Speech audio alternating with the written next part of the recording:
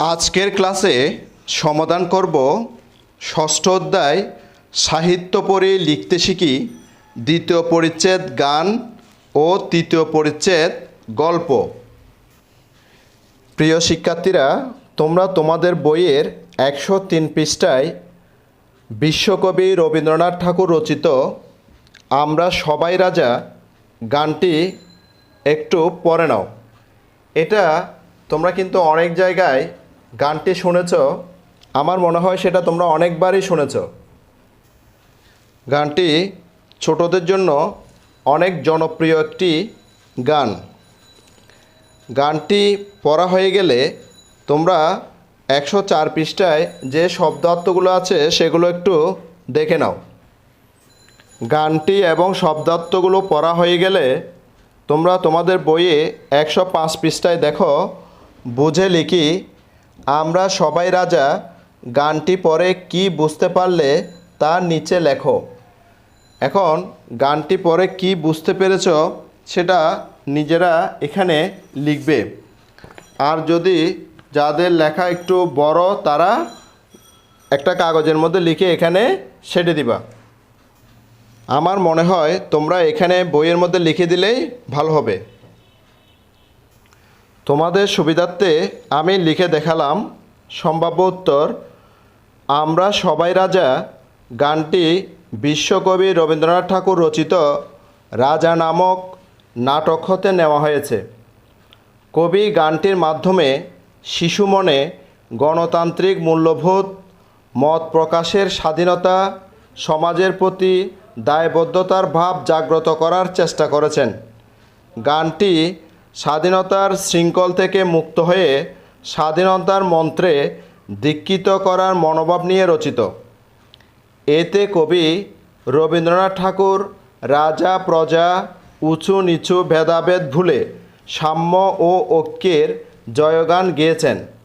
রাজ্যের সবাইকে সম্মান ও গুরুত্ব দিয়ে সঙ্গে নিয়ে রাজ্য শাসন করলে রাজা ব্যর্থ হন না, বরং সম্মানিত হন।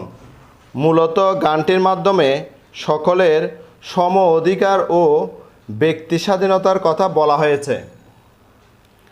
এটা তোমরা বইতে সুন্দর করে পেন্সিল দিয়ে লিখে ফেলো।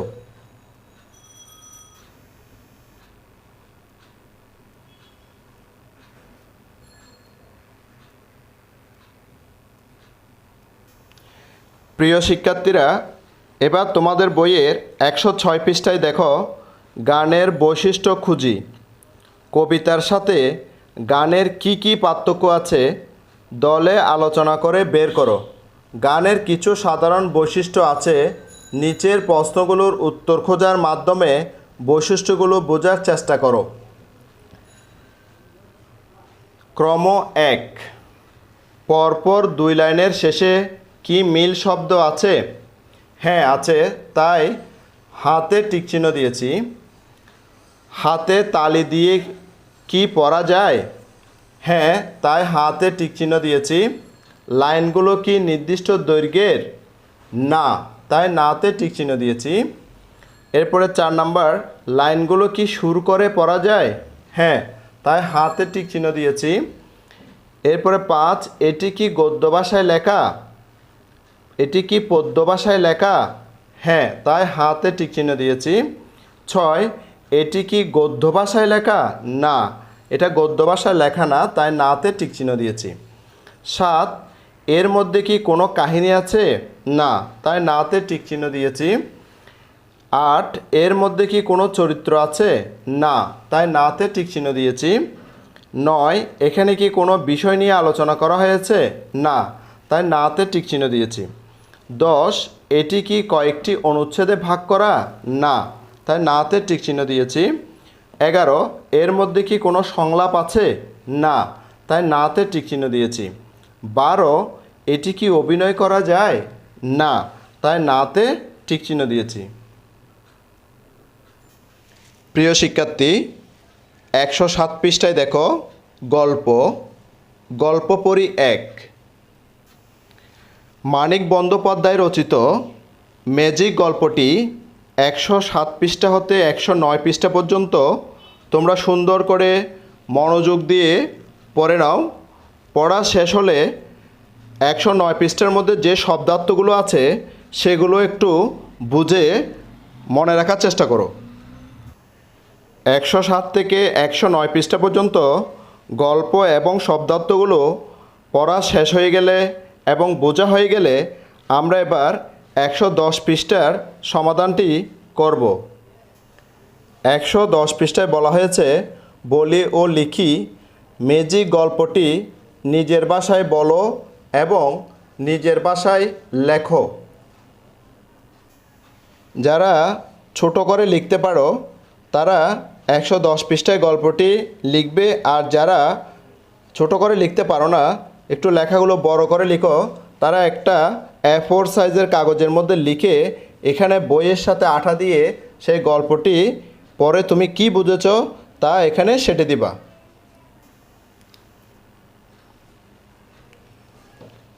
সম্ভাব্য উত্তর, গল্পটিতে টুটু নামের একটি মেয়ে তার মায়ের সোনার চুড়ি পরেছিল।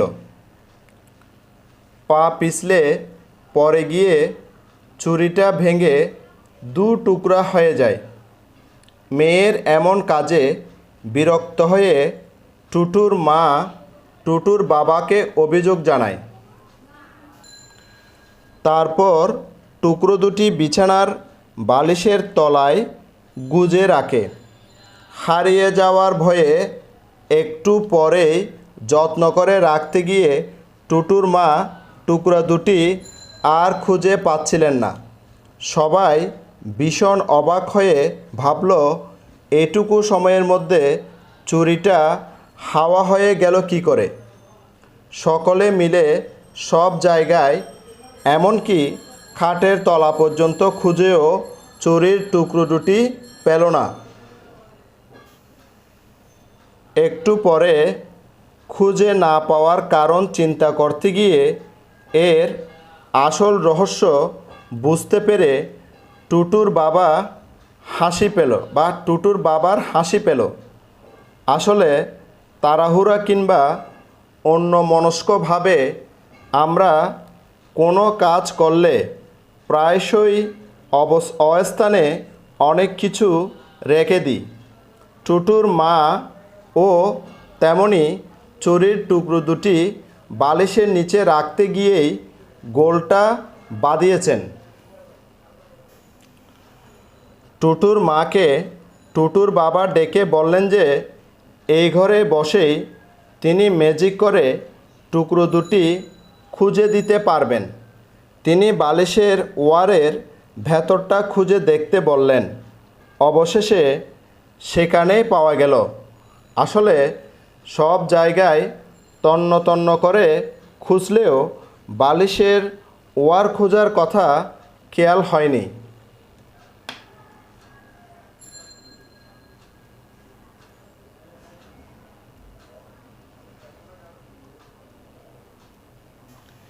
এবার 111 পৃষ্ঠায় দেখো, জীবনের সঙ্গে সম্পর্ক খুঁজি। ম্যাজিক গল্পের সাথে তোমার জীবনের বা চারপাশের কোনো মিল খুঁজে পাও কিনা কিংবা কোনো সম্পর্ক খুঁজে পাও কিনা তা নিচে লেখো। তোমাদের সুবিধার্থে আমি এটা লিখে দেখাচ্ছি। তোমরা চাইলে বইতে ছোট ছোট করে লিখতে পারো, আর যাদের লেখা বেশি বড় তারা যে কাগজের মধ্যে লিখে 111 পৃষ্ঠার মধ্যে আঠা দিয়ে সেটে রাখবা। সম্ভাব্য উত্তর, প্রতিদিনই আমাদের জীবনে ম্যাজিক গল্পের মতো এমন মজার বিষয়গুলো ঘটে চলেছে। কোনো একটা জিনিস আমরা অসচেতনভাবে এক স্থানে রেখে সহজভাবে চিন্তা না করে খুঁজি। কী যে অসহ্য যন্ত্রণা লাগে তখন। আবার মাঝে মাঝে আমরা কোনো জিনিস নিজের হাতে রেখেই খুঁজতে থাকি। পরে যখন দেখি জিনিসটা হাতে আছে তখন আমরা আমাদের বোকামের জন্য নিজে নিজে হাসি অথবা কারো কাছে বকা শুনি। কিছুদিন আগের কথা, দাদু তার চশমাটা তার মাথায় তুলে রেখে চশমা খুঁজতে খুঁজতে আমাকে এসে জিজ্ঞেস করলেন, দাদু ভাই, তুমি আমার চশমাটা দেখেছো?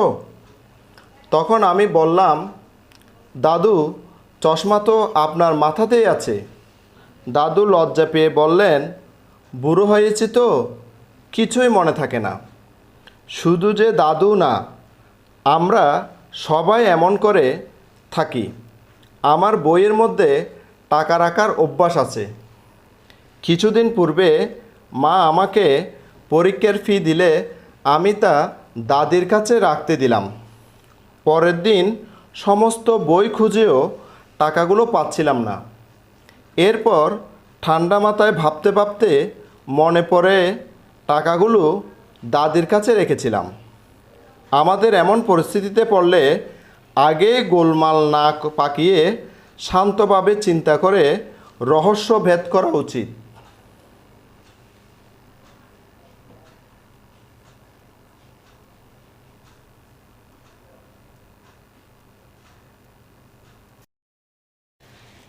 এবার বইয়ের 112 পৃষ্ঠায় দেখো।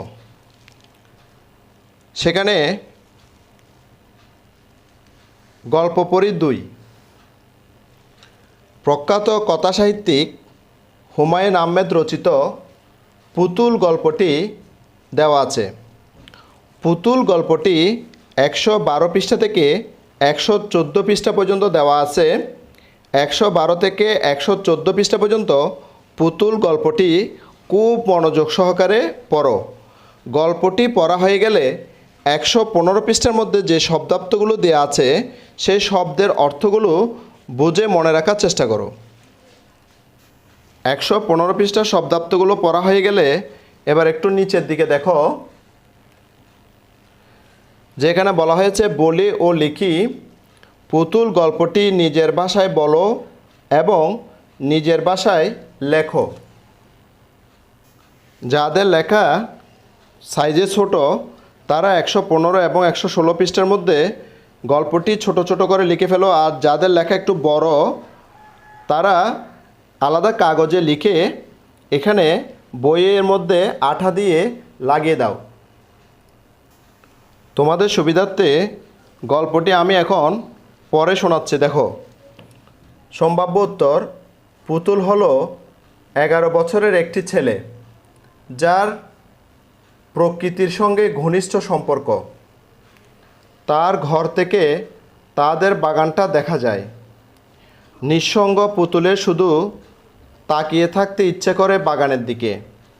বাগানে বিশাল 3টি গাছ রয়েছে, একটি রেন্ট্রি গাছ আর 2টি কদম ফুলের গাছ। কদম গাছ দুটি যেন যমজ বোনের মতো পরস্পরের সঙ্গে জড়াজড়ি করে আছে। বর্ষাকালে কদম গাছে সোনার বলের মতো অদ্ভুত সুন্দর ফুল ফোটে, কিন্তু শুঁয়োপোকা হয় বলে পুতুলের মা জেসমিন গাছগুলো কেটে ফেলতে চান। তিনি শুঁয়োপোকা পছন্দ করেন না। শীতকালে হঠাৎ একদিন পুতুলের মা বজলু মিয়াকে ডেকে গাছগুলো কাটার জন্য লোক ঠিক করেন। এমন সিদ্ধান্তে পুতুলের মন খারাপ হয়ে যায়। গাছগুলো শৈশব থেকে তার সঙ্গী ছিল। বাগানে এলে সে গাছগুলোর গায়ে হাত বুলিয়ে ফিসফিস করে কথা বলে, কিন্তু গাছ কাটার সিদ্ধান্তে তার মনে যে চিন্তা ও অনুভূতি তা নিয়ে কাউকে কিছু বলতে পারছে না। আজ বাগানের মধ্যে তার বাবা রহমান সাহেব স্নেহমাখা কণ্ঠে তাকে কাছে ডাকলেন। নিঃসঙ্গ পুতুলকে দেখলে তার শৈশবের স্মৃতি মনে পড়ে। বাবা শান্ত গলায় কথা বলায় পুতুল তাকে জিজ্ঞেস করে গাছগুলো কেন কাটবে। কারণ গাছ কাটা তার পছন্দ নয়। তার বাবা তাকে বোঝায় গাছগুলোতে শুঁয়োপোকা হওয়ায় তার মা তা পছন্দ করেন না। এছাড়াও গাছগুলো কাটলে ঘরে পর্যাপ্ত আলো বাতাসও ঢুকতে পারবে। কিন্তু তার বাবা এসব যুক্তি দিলেও তার মন বিষাদে ভরে থাকে।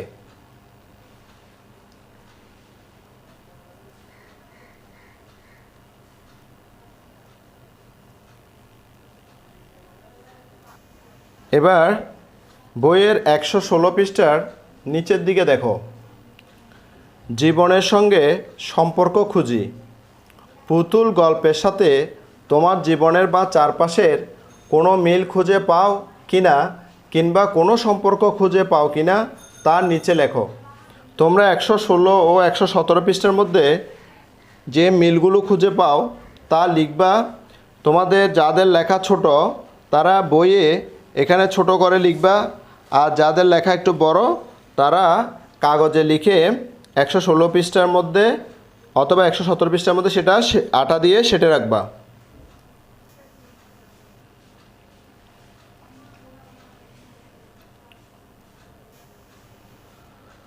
সম্ভাব্য উত্তর। আমাদের জীবনে বা চারপাশে এমন অনেক কিছুই ঘটে যা পুতুল নামক গল্পের সাথে সম্পর্কিত। নগরায়নের এ যুগে জনসংখ্যার আধিক্যের কারণে বন উজাড় করে নতুন নতুন বসতি স্থাপন করা হচ্ছে। ফলে শিশুরা সুস্থ ও স্বাভাবিক পরিবেশ থেকে বঞ্চিত হচ্ছে। এছাড়া শহরের ছেলেমেয়েদের খেলাধুলার জন্য তেমন কোনো ব্যবস্থাও নেই। আজ থেকে 5 বছর আগেও আমাদের বাড়ির সামনে কি সুন্দর একটা পুকুর ছিল। ছেলেমেয়েরা দল বেঁধে পুকুরে সাঁতার কাটত। পুকুরের পাড়ে বাঁশঝাড় ছিল, পাশেই ছিল সুপারি বাগান। বাগানটা পাখির কলকাকলিতে মুখর হয়ে থাকত। বাড়ির পাশে বড় একটা খাল ছিল। খালে রোজ জোয়ার ভাটার পানি আসা যাওয়া করত। কিন্তু এখন আর এসবের তেমন কিছুই নেই। চোখের সামনেই পুকুরটা ভরাট করে সেখানে খামার করা হলো। বাগান কেটে চাচা ঘর তৈরি করলেন। বাগানটা যখন কাটা হলো পাখিদের কি আর্তনাদ! মনটা ব্যথায় হু হু করে কেঁদে উঠেছিল। নির্হারিয়ে পাখিগুলো উড়ে চলে গেল। এখন আর আগের মতো পাখিদের কিচিরমিচির শব্দে মনটা ভরে যায় না।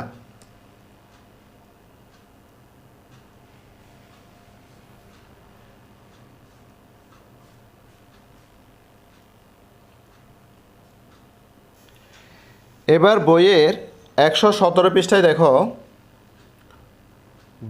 গল্পের বৈশিষ্ট্য খুঁজি। গল্পের সাধারণ কিছু বৈশিষ্ট্য আছে। নিচের প্রশ্নগুলোর উত্তর খোঁজার মাধ্যমে বৈশিষ্ট্যগুলো বোঝার চেষ্টা করো। 1 নম্বর প্রশ্নটা বলা হয়েছে, পরপর 2 লাইনের শেষে কি মিল শব্দ আছে? না, তাই নাতে টিকচিহ্ন দিয়েছি। 2, হাতে তালি দিয়ে দিয়ে কি পড়া যায়? না, তাই নাতে টিকচিহ্ন দিয়েছি। লাইনগুলো কি নির্দিষ্ট দৈর্ঘ্যের? না, তাই নাতে টিকচিহ্ন দিয়েছি। 4, লাইনগুলো কি সুর করে পড়া যায়? না, তাই নাতে টিকচিহ্ন দিয়েছি। 5 নম্বর, এটি কি পদ্য ভাষায় লেখা? না, তাই নাতে টিকচিহ্ন দিয়েছি। 6, এটি কি গদ্য ভাষায় লেখা? হ্যাঁ, তাই হাতে টিকচিহ্ন দিয়েছি। এর মধ্যে কি কোনো কাহিনী আছে? হ্যাঁ, তাই হাতে টিকচিহ্ন দিয়েছি। 8, এর মধ্যে কি কোনো চরিত্র আছে? হ্যাঁ, তাই হাতে টিকচিহ্ন দিয়েছি। 9 নম্বর, এখানে কি কোনো বিষয় নিয়ে আলোচনা করা হয়েছে? হ্যাঁ, তাই হাতে টিকচিহ্ন দিয়েছি। 10, এটি কি কয়েকটি অনুচ্ছেদে ভাগ করা? হ্যাঁ, তাই হাতে টিকচিহ্ন দিয়েছি। 11, এর মধ্যে কি কোনো সংলাপ আছে? হ্যাঁ, তাই হাতে টিকচিহ্ন দিয়েছি। 12, এটি কি অভিনয় করা যায়? হ্যাঁ, তাই হাতে টিকচিহ্ন দিয়েছি। প্রিয় শিক্ষার্থীরা, এবার 118 পৃষ্ঠায় দেখো যে গল্প লিখি। নিচের ফাঁকা জায়গায় বানিয়ে বানিয়ে তুমি একটি গল্প লেখো। লেখার সময়ে গল্পের বৈশিষ্ট্যগুলো খেয়াল রেখো। গল্পটির একটি নাম দাও। 118 ও 119 পৃষ্ঠার মধ্যে গল্পটি লিখতে হবে। যাদের লেখা ছোট তারা বইয়ের মধ্যে পেন্সিল দিয়ে সুন্দর করে গল্পটি লিখবে, আর যাদের লেখা একটু বড় তারা আলাদা পৃষ্ঠা নিয়ে অথবা A4 সাইজের পৃষ্ঠা নিয়ে তোমরা যে গল্পটি লিখবে, লিখে এখানে বইয়ের সাথে আঠা দিয়ে সেঁটে দিবা। ঠিক আছে? তোমাদের সুবিধার্থে গল্পটি আমি লিখে দিলাম। সম্ভাব্য উত্তর: সুমনের স্বপ্ন, ওমর ফারুক। লেখকের নাম হচ্ছে ওমর ফারুক, গল্পের নাম হচ্ছে সুমনের গল্প বা সুমনের স্বপ্ন। মানে সুমনের স্বপ্নের গল্পটা আমরা এখন এখানে লিখব। হঠাৎ করে সুমনের বাবা মারা যাওয়ার পর তাদের পরিবারটি অথৈ সাগরে পড়ে যায়, কারণ তার বাবাই ছিলেন তাদের পরিবারের একমাত্র উপার্জনক্ষম ব্যক্তি। বাবার অনুপস্থিতিতে সংসারে আর্থিক টানাপোড়েন শুরু হয়। একরকম বাধ্য হয়ে সুমনকে লেখাপড়া ছেড়ে দিতে হয়। সুমনের স্বপ্ন ছিল লেখাপড়া করে, এখানে একটা আকার হবে, লেখাপড়া করে প্রতিষ্ঠিত হয়ে সংসারের হাল ধরবে। সুমনের বাবা আজগর আলী ছিলেন প্রাথমিক বিদ্যালয়ের শিক্ষক। তার ইচ্ছে ছিল সুমনকে ডাক্তার বানাবেন। ডাক্তার হয়ে সে গ্রামের মানুষদের বিনামূল্যে চিকিৎসা সেবা দেবে। সেই স্বপ্ন আজ অধরাই থেকে যাচ্ছে। সুমনের ছোট ভাই সোমেন ও বোন সুরভি সুমন এখন তাদের নিয়ে স্বপ্ন দেখে। নিজে যা পারেনি সেটা ছোট ভাই বোনের মাধ্যমে পূরণ হোক, এটাই তার ইচ্ছা। সুমনের বাবার নাম ছিল আজগর আলী আবু। এখানে সংক্ষেপ ওনার নিক নেম ছিল আবু।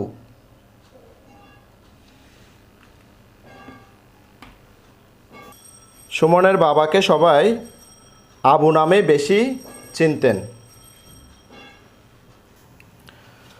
সুমনের বাবার আকস্মিক মৃত্যুর বিষয়টি তার মা কিছুতেই মেনে নিতে পারেননি। শোকে তিনি যেন পাথর হয়ে গেছেন। তিনি সবসময় চুপ করে থাকতেন, বাকরুদ্ধ ও স্মৃতিশূন্য। মায়ের উন্নত চিকিৎসার জন্য মোটা অঙ্কের টাকা প্রয়োজন, কিন্তু সেই টাকা কে দেবে? তাদের আর্থিক সহযোগিতা দেবে এমন আত্মীয় স্বজনও তাদের নেই। সুমন মনে মনে প্রতিজ্ঞা করে যে করে হোক মা এবং ভাই বোনের দায়িত্ব তাকে নিতে হবে। 10,000 টাকা বেতনে একটি দোকানে কাজ নেয়। যতটা সম্ভব মায়ের চিকিৎসার উদ্যোগ নেয়।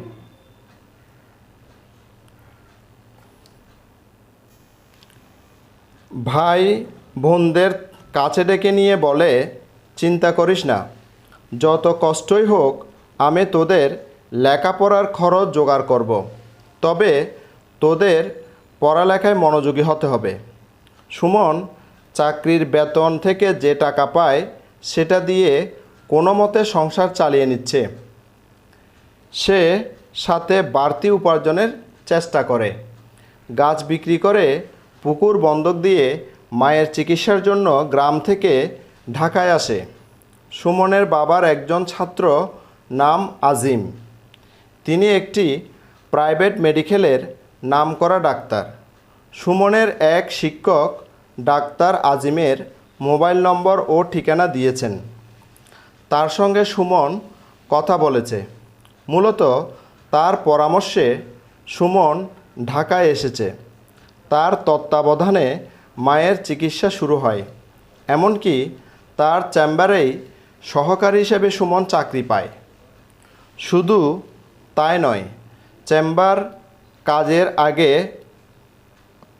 পরে সুমন বাড়তি আয়ের জন্য বিভিন্ন ধরনের ছুটা কাজ করে। অথবা এখানে চেম্বারে কথাটা লিখলে আরও সুন্দর হয়। চেম্বারে কাজের আগে ও পরে সুমন বাড়তি আয়ের জন্য বিভিন্ন ধরনের ছোটো কাজ করে। বড় ভাই সুমনের অনুপ্রেরণা ও সহযোগিতায় ছোট ভাই বোনের পড়াশোনা চলতে থাকে। এভাবে প্রায় 15টি বছর অতিবাহিত হলো।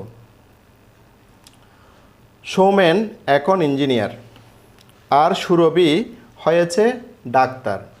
সুমন তার বাবার মৃত্যুর পর একদিন সংসারের যে দায়িত্ব নিয়েছিল সেটা আজও পর্যন্ত ছেড়ে দেয়নি। একদিন অসুস্থ মা আর ছোট ভাই বোনদের নিয়ে যে অর্থকষ্টে পড়েছিল আজ সেটা নেই। বহু বছর আগে অসুস্থ মা আর ছোট ভাই বোনকে নিয়ে শহরে এসেছিল। আজ সে খুশি, কারণ তার স্বপ্ন পূরণ হয়েছে।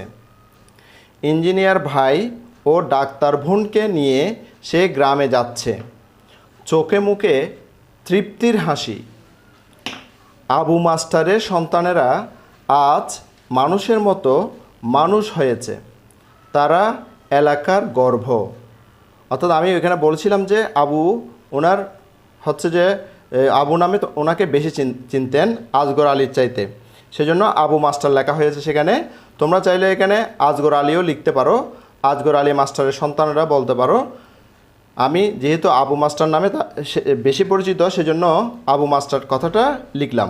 আবু মাস্টারের সন্তানেরা আজ মানুষের মতো মানুষ হয়েছে, তারা এলাকার গর্ব। আজ তাদের বাবা বেঁচে থাকলে নিশ্চয় অনেক খুশি হতেন। একদিন আবু মাস্টার যে স্বপ্ন দেখেছিলেন সেই স্বপ্ন আজ পূরণ হয়েছে। গ্রামের গণ্যমান্য মানুষ তাদের দেখতে এসেছে, আজ তারা অনেক খুশি। সুমন বাবার ইচ্ছার কথা ছোট বোন সুরভিকে বলল। এখানে সুরভি হবে। বাবার ভিটায় আবু মাস্টারের নামে বিনামূল্যে একটি চিকিৎসা কেন্দ্র স্থাপন করেছে। এখানে দরিদ্র মানুষেরা বিনামূল্যে চিকিৎসা পাবেন। তোমরা চাইলে এখানে আবু মাস্টার না লিখে আজগর আলী মাস্টারের নামেও লিখতে পারো, চিকিৎসা পাবেন। সুমনের উপলব্ধি হলো ধৈর্য ও পরিশ্রম থাকলে একদিন সফলতা আসবেই। আজ তার স্বপ্ন পূরণ হয়েছে। তাহলে আমরা সুমনের যে স্বপ্নটা ছিল সেই গল্পটা আমরা এখানে লিখে শেষ করলাম। আজকের ক্লাসটি এই পর্যন্ত। তোমাদের সাথে আবার দেখা হবে ষষ্ঠ অধ্যায়ের চতুর্থ, পঞ্চম ও ষষ্ঠ পরিচ্ছেদের ক্লাসে। সেই পর্যন্ত সবাই ভালো থাকবা। আর ইতিমধ্যে যারা আমার চ্যানেলটিকে সাবস্ক্রাইব করে নিয়মিত আমার ক্লাসগুলো দেখতেছো তাদেরকে অসংখ্য অসংখ্য ধন্যবাদ।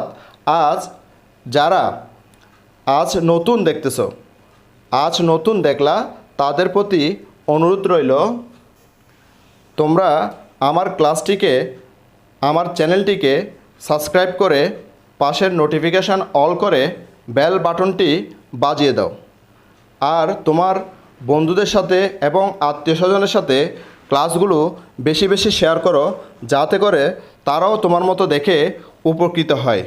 আগামী পর্ব দেখার আমন্ত্রণ জানিয়ে আজকে বিদায় নিচ্ছি। সবাই ভালো থাকবা, সুস্থ থাকবা। সবাইকে আবারও ধন্যবাদ।